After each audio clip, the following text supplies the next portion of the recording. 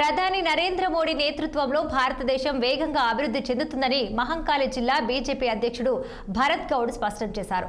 దేశవ్యాప్తంగా ఆధునీకరించిన రైల్వే స్టేషన్లను రేపు ప్రధాని మోడీ వర్చువల్ గా ప్రారంభిస్తారని, ఇందులో భాగంగా బేగంపేట, వరంగల్, కరీంనగర్ రైల్వే స్టేషన్లను ప్రారంభించనున్నట్టు తెలిపారు. ఇక అమృత్ భారత్ స్టేషన్ కింద 26 కోట్ల రూపాయలతో బేగంపేట రైల్వే స్టేషన్ను అన్ని విధాలుగా ఆధునీకరించాలని, విమానాశ్రయాన్ని తలపించే విధంగా బుకింగ్ కార్యాలయం, వెయిటింగ్ హాల్, లిఫ్ట్లు, అధునాతన ఎస్కలేటర్లు, మరుగుదొడ్లు, లైటింగ్, ప్లాట్ఫామ్ సెంటర్లను ప్రయాణికుల సౌకర్యార్థం కేంద్రం ప్రభుత్వం రైల్వే స్టేషన్ను ఆధునీకరిస్తున్నట్లు పేర్కొన్నారు.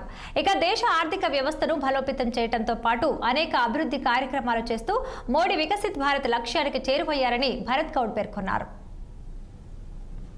భారత్ 2047లో మన భారతదేశం ఒక డెవలప్డ్ కంట్రీ, సూపర్ పవర్ గా ఉండాలని చెప్పేసి మరి ఎన్నో అభివృద్ధి కార్యక్రమాలు, సంక్షేమ పథకాలు తీసుకొచ్చారు. అందులో భాగంగా తెలంగాణ కూడా మరి పెద్ద ఎత్తున ఫండ్స్ ఇచ్చి డెవలప్మెంట్ యాక్టివిటీస్ చేయడం జరుగుతుంది. ఇప్పటికీ 42,219 కోట్లు మన తెలంగాణకి శాంక్షన్ చేయడం జరిగింది. ముఖ్యంగా 5,337 కోట్లు 2025-26కి 40 స్టేషన్లు అభివృద్ధి కోసం కూడా ఇవ్వడం జరిగింది.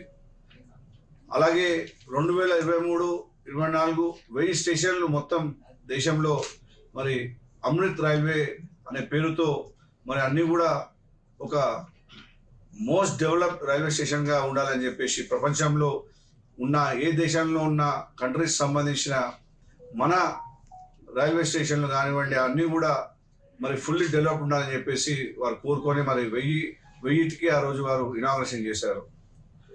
అలాగే 103 అమృత్ స్టేషన్స్ లో భాగంగా తెలంగాణలో కూడా మరి లక్షల